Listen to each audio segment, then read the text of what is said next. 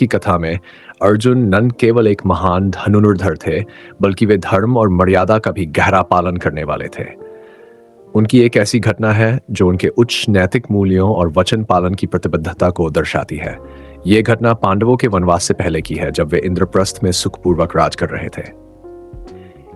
इंद्रप्रस्थ में पांडवों का जीवन। राजसूय यज्ञ के बाद पांडवों ने इंद्रप्रस्थ को एक समृद्ध और शक्तिशाली राज्य बना लिया था। उन्होंने न्याय और धर्म का पालन करते हुए राज्य की प्रजा को सुखी रखा। उनकी प्रिय पत्नी द्रौपदी उनके साथ थी और सभी भाई मिलजुल कर प्रेम पूर्वक रहते थे। परंतु चूंकि द्रौपदी पांचों भाइयों की पत्नी थी, इसलिए एक समस्या उत्पन्न हो सकती थी। इस समस्या से बचने के लिए एक नियम बनाया गया। नियम यह था कि जब कोई एक भाई द्रौपदी के साथ हो तो कोई अन्य भाई वहां प्रवेश नहीं करेगा। यदि कोई इस नियम को तोड़ता है तो उसे 1 वर्ष का वनवास भोगना होगा। अर्जुन की धर्म संकट। एक दिन की बात है जब युधिष्ठिर अपने कक्ष में द्रौपदी के साथ बैठे थे। उसी समय नर का एक ब्राह्मण अर्जुन के पास आया और रोते हुए बोला, हे अर्जुन, कुछ चोर मेरे मवेशियों को लूट कर ले जा रहे हैं। आप महान धनुर्धर हैं, मेरी रक्षा करें। अर्जुन सदैव धर्म और न्याय के पक्षधर थे। उन्होंने बिना देर किए ब्राह्मण की सहायता करने का निश्चय किया, परंतु समस्या यह थी कि उनके अस्त्र शस्त्र उसी कक्ष में रखे थे जहां युधिष्ठिर और द्रौपदी उपस्थित थे। यदि वे वहां प्रवेश करते तो नियम का उल्लंघन हो जाता और उन्हें वनवास जाना पड़ता। अर्जुन के मन में द्वंद्व उत्पन्न हुआ। एक ओर उनका कर्तव्य था कि वे ब्राह्मण की रक्षा करें और दूसरी ओर उनके वचन का पालन करना था।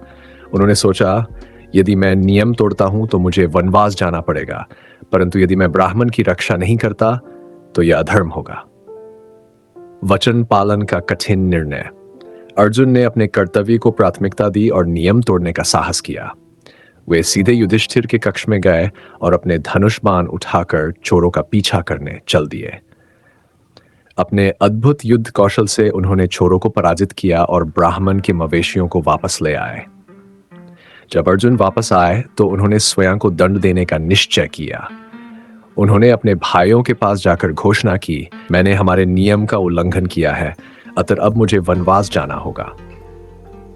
युधिष्ठिर ने उन्हें समझाने की कोशिश की, हे अर्जुन, तुमने ये नियम धर्म की रक्षा के लिए तोड़ा है। ये नियम धर्म की अवहेलना के लिए नहीं बनाया गया था, बल्कि मर्यादा बनाए रखने के लिए था। तुम वनवास मत जाओ।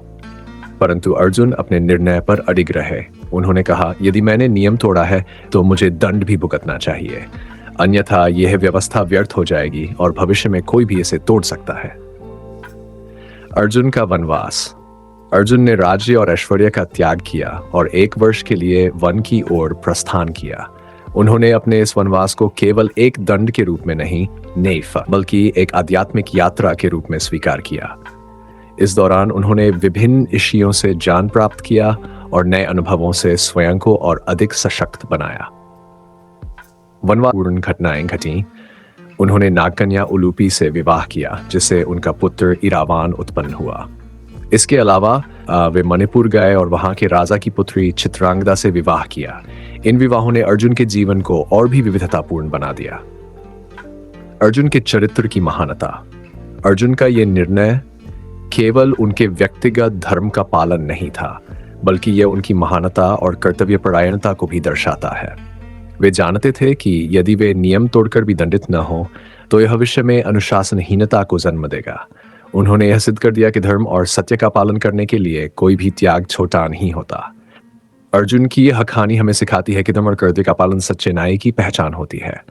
उन्होंने अपने सुख सुविधाओं को त्याग कर अपने वचन को निभाया और समाज के लिए एक अनुकरणीय उदाहरण प्रस्तुत किया। इस घटना के कारण अर्जुन को इतिहास में केवल एक महान योद्धा ही नहीं, बल्कि एक आदर्श पुरुष के रूप में भी याद किया जाता है।